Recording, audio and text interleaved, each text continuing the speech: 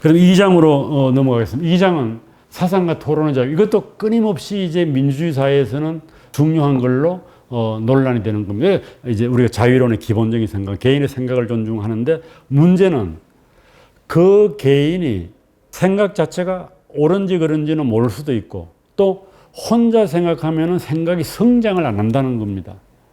기본적인 전제는. 그래서 그런 사람들이 모여서 자기 입장을 강하게 주장하고 토론을 통해서 인간의 지적 능력이 함양될 수 있다는 거예요. 내가 내 생각을 다른 사람들이 했더니 다른 사람이 많이 반론을 할 거 아니겠습니까? 그럼 반론해가지고 자기 생각을 고칠 수가 있다는 겁니다. 사람이라는 게. 그래서 그것이 토론이 중요한 거예요. 토론은 결국은 생각이 다른 여러 사람들이 모여가지고 각자 자기 얘기를 하고 다른 사람의 의견을 존중하고 다른 사람의 의견이 잘못됐다고 생각하면 반대를 하고 내 의견이 잘못됐다고 생각하면 내 의견을 고쳐가지고 우리가 함께 모여서 이 얘기를 하면 좀 더 나은 생각으로 간다라고 하는 전제가 있는 거예요. 그의 기본적인 인간은 불완전하다는 거예요. 그럼 불완전한 인간들끼리 모여서 좀 더 안전에 가까워질 수 있는 게 뭐냐? 이게 바로 토론과 사상의 자유라는 겁니다.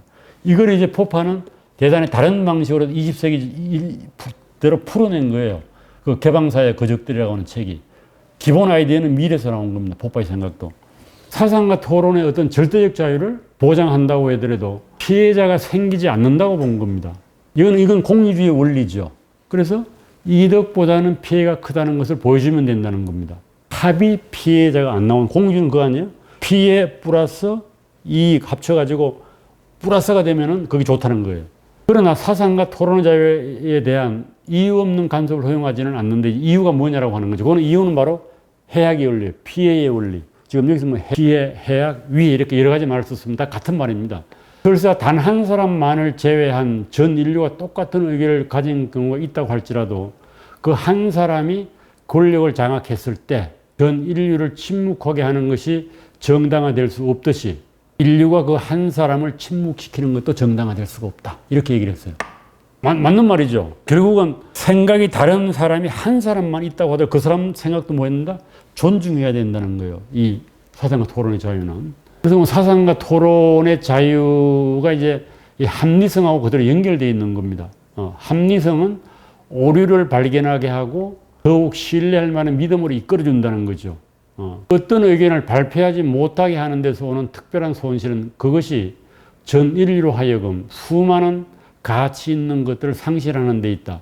만일 그 의견이 옳다면 그들은 자기의 잘못을 버리고 진리를 향할 기회를 잃어버리게 된다. 또한 그 의견이 잘못됐다고 할지라도 그들은 옳았을 경우와 마찬가지로 커다란 이익을 상실하게 된다. 즉 진리 그 자체와 오류가 충돌함으로 생겨나는 진리에 대한 보다 명확한 인식과 뚜렷한 인상을 잃어버리게 된다. 그러니까 설사 그 사람이 잘못된 의견을 제시하더라도 그것이 진리를 돋보이게 한다는 거예요.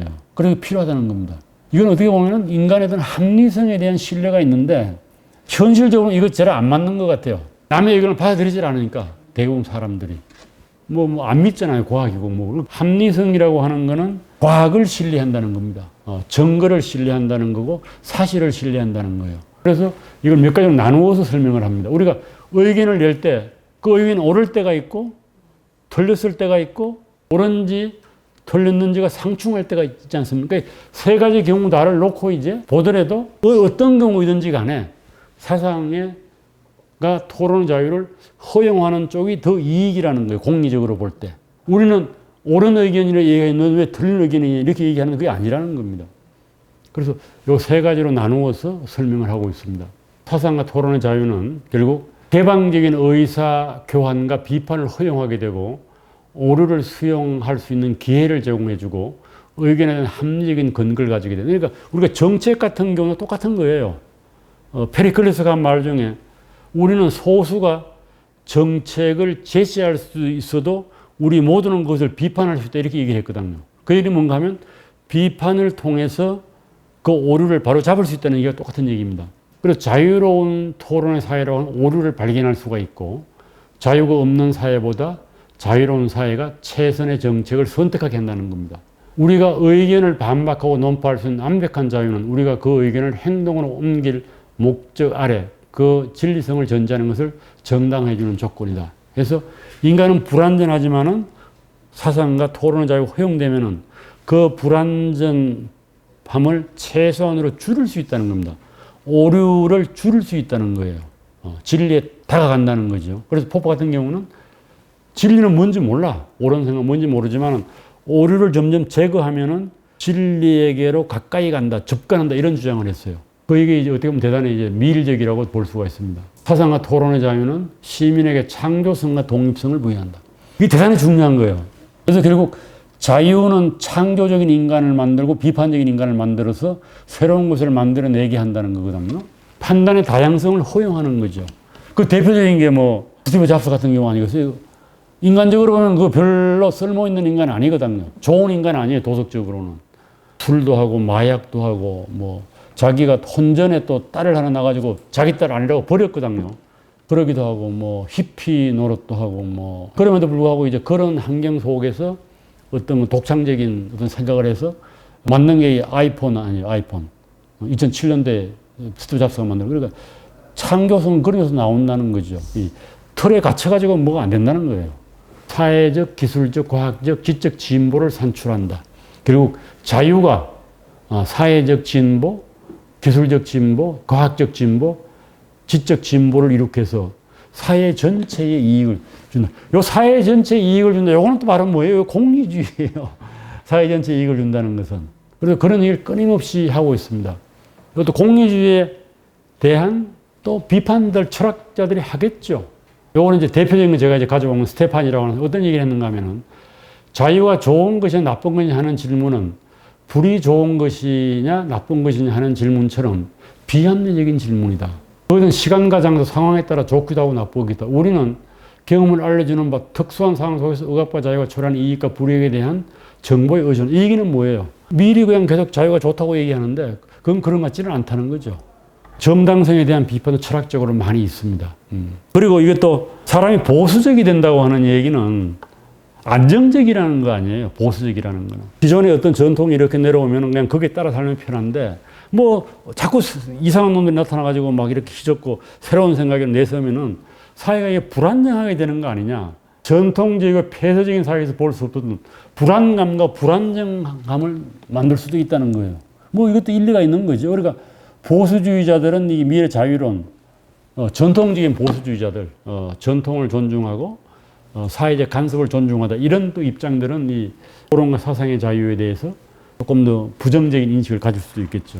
그래서 이제 요거는 철학적으로는 상당히 이제 어려운 겁니다. 공리주의자들은 어떤 것이 절대적으로 좋다 나쁘다는 얘기를 안 하는 거예요. 그 행동이 절대적으로 좋다, 절대적으로 나쁘다 이 행동을 안 하고 공리를 봐가지고 판단하는 이 결과주의거든요. 예를 들어서 이제 비판하는 사람들은 사회가 발전하기 위해서 한 사람을 만약에 자유를 박탈하는 경우가 이익이 된다라고 하면 어떻게 할 거냐 이거야. 그럼 공리주의자들은 뭐 당연히 박탈하는 거죠. 한 사람을 죽여가지고 네 사람을 살릴 수 있다라고 하면 어떻게 돼요? 그게 공리주의로 정당화되는 거예요. 그래서 이런 비판이 나오는 겁니다. 결국은 인간이라고 하는 거는 공리하고 상관없이 본래적으로 존엄한 존재다 이거예요. 그렇기 때문에 공리적으로 플러스든 마이너스든 상관없이 그 사람의 존엄성은 존중받아야 하는데 이게 의무론적 윤리설을 주장한 칸트의 입장입니다. 그래서 칸트는 공주의를 절대로 비판하거든요. 한 사람의 인권을 침해할 수 있다는 거예요. 공주의 입장에서는. 그래서 장기적으로 볼 때 국가의 가치는 국민을 구성하는 개인의 가치다 이런 얘기를 하는데 결국 장기적으로 이렇게 봐가지고 공리적으로 좋다고 하면은 단기적으로는 개인의 자유를 억압하는 것도 정당화되는 게 공리주의 아니야? 이렇게 얘기를 하는 거죠. 그래서 본래적 선을 인정하게 되면은 자유는 무조건 좋은 거로 얘기를 해야 되는 거예요. 자유는 무조건 좋은 거지 그것이 무슨 공리적 효과를 나타내기 때문에 좋다 이렇게 얘기하지 말라는 거예요. 이게 좀 어려운 점이죠. 공리주의는 결과주의니까 본원적 선을 주장하는 동기주의자들하고의 대립되는 측면입니다. 칸트하고 벤담하고 밀이 맞서는 지점이 바로 여기입니다. 그래서 이제 뭐 밀은 자아실현주의 이런 얘기를 하는데 이것이 공리주의적이지 아니지 않냐? 자아실현을 하는데 그것이 공리적으로 나쁜 경우도 자아실현을 해야 되는 거 아니야? 뭐 이렇게 얘기할 수 있는 거죠. 이거 인문학자들이 얘기해요. 그래서 인문학자들이 너무 사회가 공리주의 돼가지고 사회적 쓸모가 없으면은 필요 없다고 얘기를 하지 않냐 이거예요. 인문학이. 그러니까 뭐 쓸모없는 쓸모 이런 이상한 말도 만들어내고 그게 무슨 기초과학을 해야지 뭐 음융과학이 발전될 수 있다는 이렇게 쓸모를 호소하지 않으면 현대는 받아들이지 않는 겁니다. 아 이거 상관없어 그냥 좋은 거야 이렇게 얘기해서는 의미가 없어요. 철학은 그냥 그것 자체로서 의미 있는 거야 인간이라는 거는. 너는 그걸 그냥 알아야 돼. 이게 이제 어떻게 보면 인간의 본질적 가치를 주장하는 거예요. 너는 너로서 가치가 있는 거야. 그것 자체로서 가치가 있는 거야. 그러는데 우리는 또 안 그래. 이 자식 뭐 밥도 못 벌어먹는 놈이 무슨 가치가 있어. 그러니까 자식이 실업자가 되면 이거 문제가 있다고. 이게 또 공유주의 사고예요. 쓸모없는 인간. 그런 인간은 양면이 있는 거지. 그래서 자유론이라고 그러면 자유는 사회적으로 쓸모가 있든 없든 보장해야 되는 거. 이러면 칸트로 가는 거고. 아, 그렇지가 않아. 자유를 허용했을 때 나도 좋고 사회도 좋고 역사가 발전하고 인류가 좋아. 이렇게 하면 공유주의로 가는 거예요. 그래서 우리가 어떤 입장을 취하는가는 개인의 선택 문제이기도 한데 우리는 공유주의에 너무 물들어 있는 거죠. 그래서 대부분 경우는 가만히 따져보면 다 공유주의자예요. 우리 인간이라고 하는 거는. 그래야지 인간이 살아남을 수 있고 진화할 수 있겠죠. 서바이벌에 도움이 되겠죠.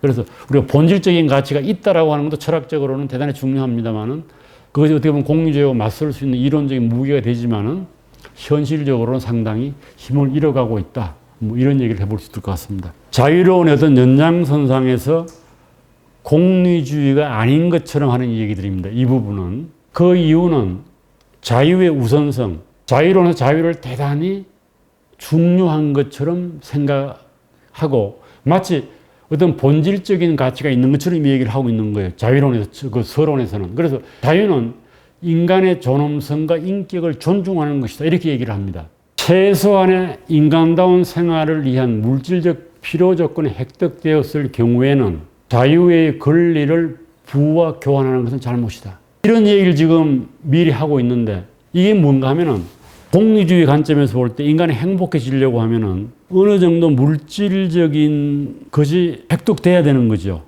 그 점을 넘어서, 그 점이 뭔지 몰라. 그 점을 넘어서서 그 다음부터는 인간이 뭐예요? 자유의 권리를 더 소중한 것으로 생각해야 된다는 겁니다. 그러니까 물질보다는 더 중요한 게 있다는 걸 지금 인정하는 거죠. 이게 뭐 질적 공리주의자이기 때문에 이런 얘기를 하는 것 같아요. 그래서 최소한 인간다운 생활을 위한 물질적인 필요 조건이 충족이 된 뒤에는 인간은 존엄성이라든지 자존감이라든지 목적 자체로서의 인격이라든지 이런 것들에 대한 가치를 더 소중하게 생각해야 한다는 얘기를 미리 하고 있습니다. 그래서 물질적인 풍요가 증가함에 따라 다른 가치보다 자유의 가치를 더 존중해야 한다는 얘기를 하는데 양적 공리주의에서는 어긋나는 거지만은 질적 공리주의자로서는 또 이런 얘기를 할 수 있는 것 같긴 해요. 그러나 어느 선이냐라고 하는 그건 대단히 이제 한계가 불명확하다는 거죠. 그래서 결국은 밀은 이 자유가 왜 좋으냐고 물었을 때 그걸 어떤 때는 공리주의의 관점에서 좋다고 얘기를 하다가 인간의 어떤 인격이나 자존심이라든지 도덕적 이런 것들을 위해서 좋다고 얘기를 막 섞어가는 거예요, 이게. 그러니까 우리가 왜 인간이 정신적 도덕적 능력을 키워야 돼 그러면은 그것 자체로 자유를 위해서 좋다 이렇게 얘기를 하는 거예요. 그럼 자유가 왜 좋았다고 그러면은 그것이 개인의 행복을 증가시켜주고 최대 다수의 최대 행복을 증가시키기 때문에 좋아 이렇게 얘기를 하는 거죠. 그러나 또 반대로 되면은 안 증가시켜주면 어떻게 할까요? 그러면 그거 가치가 없다고 얘기를 해야 되지 않습니까? 그러니까 여기서 이제 공리주의의 원칙이 왔다 갔다 할 수 있다는 얘기입니다. 그래서 정신적인 가치하고 물질적인 가치를 놓고 볼 때에 미리 어느 쪽의 입장이 섰는지는 상당히 어렵다는 겁니다. 그리고 이렇게 얘기를 해요. 소크라테스, 예수, 갈릴레오 같은 이 사람들이 비수능자이라고 보는 겁니다. 그 당시 사상에 대해서 어떤 혁명적인 생각을 한 사람들이죠. 그래서 이런 사람들을 공리주의로 봐서 사회에 이익이 온다라고 밀은 얘기를 해요. 그러나 소크라테스, 예수, 갈릴레오 이 사람들은 그것 자체로서의 가치가 있는 것 아니에요. 이걸 이렇게 할 때만 이 사람들의 자유를 인정할 수 있는 길이 열리지 않냐 이거야. 예수라 석가라든지 이런 사람들의 행위나 가르침이 공리주의로 효용이 없다고 해서 그게 가치가 없는 이렇게 우리 되물을 수 있거든요. 그래서 이제 그런 얘기를 지금 하고 있는 겁니다. 밀의 생각은 사상과 이 언론의 자유, 표현의 자유, 토론의 자유 이런 거는 이제 그걸 통해서 인류가 진보할 수 있다. 이제 이런 생각을 하는 겁니다. 인간의 생각을 통해서 진보할 수 있다. 그래서 그걸 일종의 시장으로 보는 거죠. 마켓, 경쟁을 통해서. 그래서 이제 그 다음에 이제 3장으로 넘어가서 행복의 한 요소로서의 개별성을 얘기합니다. 이건 이제 개인의 개성이 중요하다는 얘기를 해요. 개별성은 다양성으로 나타나며 인간 발달의 절대적이며 본질적이다. 그런데 공리주의적이면 이런 얘기 할 수 없잖아요. 절대적이니 본질적 이런 얘기 할 수가 없거든요. 개별성을 억압하는 사회는 정체가 된다. 그래서 사람들은 새로운 갈래를 시작해야만 좀 더 계몽된 행동의 사례를 제시하고 또한 삶에서 좀 더 고상한 취미와 분별력을 가져야 한다. 그래서 이 개성을 대단히 중요하게 생각을 합니다. 인간의 개별성. 이게 뭐 그대로 연결되는 거죠. 토론의 자유 이런 거 하면서. 그래서 이 개별성을 존중한다고 하는 얘기는 인습과 간섭에서 벗어나야 된다. 전형적인 이제 주장이 뭐가 있으면 모난돌이 정 맞는다 이런 얘기 있지 않습니까? 그거는 개성을 말살하는 거예요. 붕어빵 시대에 대한 비판이다. 그 당시에도 아마 이런 게 있었던 모양이지. 그거 아니다. 획일주의에 대항해야 된다. 그리고 그렇게 가는 것이 사회적으로 좋을 뿐 아니라 개인도 행복하게 하는 거다. 사람들은 자기 자신의 방식대로 살아갈 수 있는 자유가 허용되어야 한다. 자기를 개발할 수 있는 자유가 허용되어야 한다. 똑같은 사람이 돼서는 안 된다. 그런데 우리 사회는 아직까지도 이런 거를 많이 허용을 안 하는 것 같아요. 그래서 행복의 한 요소로서 개별성에서 개선을 얘기 많이 합니다. 이렇게 돼야지 개별성이 꼽히고 격려되는 사회가 돼야지 이것이 사회의 발전이 이루어지고 또 개인도 행복하게 된다. 개인이 정신적으로 풍요롭고 행복하게 되려면 자신의 개성을 마음껏 표현하고 즐길 수 있어야 한다. 그러면서 이제 자유론의 제일 처음에 능기면을 인용했던 훔볼트의 이 얘기를 또 가지고 옵니다. 인간이 진정한 능력을 개발하는 자유가 필수적인 조건이다. 이건 이제 자유론에 나오는 얘기인데, 박문재가 번역한 곳 136페이지에 나오는 얘기인데, 훔볼트에 따르면 인간의 능력과 가능성은 다른 사람들과 사회적 관계 속에서만 발전할 수 있다. 훔볼트는 국가가 개인의 자유를 침범하지 않게 법을 제한하되 개인이 사회에 적극적으로 참여하고 그런 참여를 통해 개인이 갖고 있는 능력과 잠재력을 키울 수 있도록 해야 한다고 주장했다. 이제 일종의 그 개인의 자유를 극단적으로 허용했을 때에 독단에 빠질 수 있는 걸 경계해서 한 말이에요. 그래서 그런 개인의 자유는 사회 속으로 나가야 된다. 개성을 존중하되 여러 개성을 가진 개인들이 모여가지고 서로 토론하고 그래야지만이 그 개인의 능력과 잠재력이 꽃피울 수 있다는 겁니다. 그러니까 능력과 잠재력이 꽃피우는 거는 개성을 가진 개인들이 만나가지고 자유롭게 자기 자신의 개성을 발현하는 데서 나온다는 겁니다. 대단히 개인주의적인 것은 벗어나 있는 거죠. 혼자 그냥 가만히 있으면 된다는 게 아니에요. 사장은 이제 개인에 대한 사회적 권위의 한계는 똑같은 얘기죠. 어디까지 이제 개인의 자유를 제한할 수 있냐라고 하는 건데, 해악의 원칙에서 해악이 나오면은 거기서 멈춰야 된다는 얘기죠. 개인의 자유가. 이것이 4장에서 주로 자세하게 얘기를 하고 있는 겁니다. 그리고 국방에 대해서도 얘기를 해요. 외적의 침입에 대항해서 국가를 방해하는 데 우리가 도움을 줘야 한다. 개인은 사회적 강제가 아니라 자발적으로 사회 복지에 기여하는 이런 얘기도 합니다. 그런 또 책임이 있다는 얘기죠. 그런데 이제 국가가 개입을 시작하게 되면은 계속 더 개입을 많이 하게 된다. 또 그런 것도 경계해야 된다. 이런 얘기도 하고 있습니다. 원리의 적용은 5장. 이거는 여러 가지 사례가 많이 나와요. 그래서 끊임없이 얘기하지만은 자신에게만 영향을 미치는 행동하고 타인에게 영향을 미치는 두 가지 행동이 있는데, 자신에게 영향을 미치는 행동에 대해서는 자유를 주되 타인에게 영향을 미치는 행동에 대해서는 사회가 어느 정도 금지를 할 수가 있다.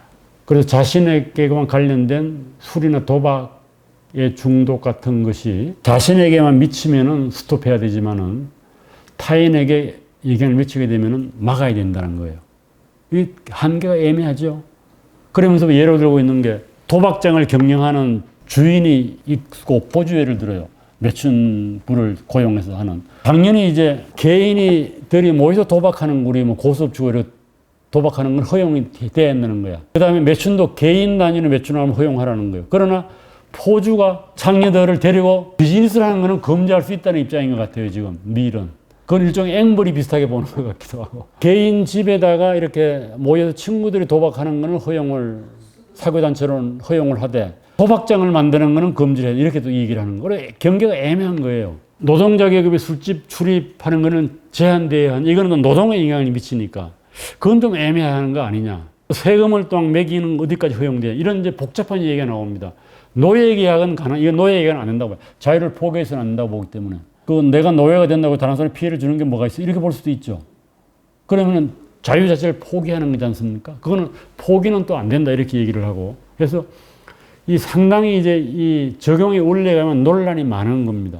그러나 일관되게 주장하는 거는 자신에게만 관련된 행위에 대해서는 자유를 끝까지 허용해야 된다는 거예요. 그 이론적으로는 뭐 간단 명료하지 않습니까? 타인에게 이제 해를 끼치게 되는 행동, 그거에 대해서는 우리가 논의가 좀 필요한 거죠. 진짜 해를 끼치는지 안 끼치는지를 현실적으로 봐야 된다는 거죠. 그래서 한 프린시플 같은 경우는 현대 사회에서도 끊임없이 이제 논란이 되고 있는 것이고, 자기결정과도 똑같은 얘기입니다. 우리 그런 거 있지 않습니까?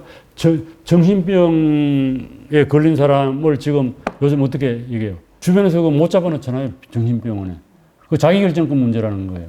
안락사 같은 경우도 똑같은 경우입니다. 자발적 안락사하고 비자발적 안락사 있는 경우인데. 그리고 자기결정권은 행복, 자신에 대한 최선의 판단자는 개인이고, 개인 각자는 선택하고 시행착오를 거치면서 자기에게 가장 맞는 길이 무엇인지를 찾게 된다. 자유는 그대로 나오는 얘기입니다. 우리 모두는 자신을 사랑하고 아낀다. 각자가 자기에게 맞는 길을 찾아갈 때 행복을 느낀다. 정책가나 전문가가 아무리 지식이 뛰어나도 결국 나 자신만큼 나를 아끼고 사랑하는 일은 없기 때문에 내가 나를 위해 최종적으로 결정해야 나의 행복이 극대화될 수가 있다. 그래서 이제 각자 붕어빵이 되지 말고 각자 이제 자기 삶의 주체가 되라. 이제 이런 얘기입니다. 스티브 잡스가 2005년도에 스탠포드 대학에서 한 연설하고 똑같은 얘기예요, 내용은. 너 자신이 되라는 겁니다. 그런데 대부분 우리 청소년들 보게 되면은 스스로 발견한 자기 자신이 없어요. 하기 싫은 건 많은데 하고 싶은 게 별로 없어. 이것도 이제 문제라고 저는 봅니다. 그래서 끊임없이 이제 이 잘난 사람들 충고하는 거예요. 스티브 잡스 그거 아니에요? 네 목소리를 들으라는 거예요, 네 목소리를. 이게 자유인의 첫걸음이다. 남이 시켜서 하는 삶을 살지 말아라. 그러면 노예가 된다. 그래서 니체도 똑같은 얘기를 합니다. 너 자신이 되라. 근데 우리는 너 자신이 누군지를 스스로 발견해 나가는 게 인생이다. 뭐 이런 얘기를 할 수 있겠죠. 여기까지.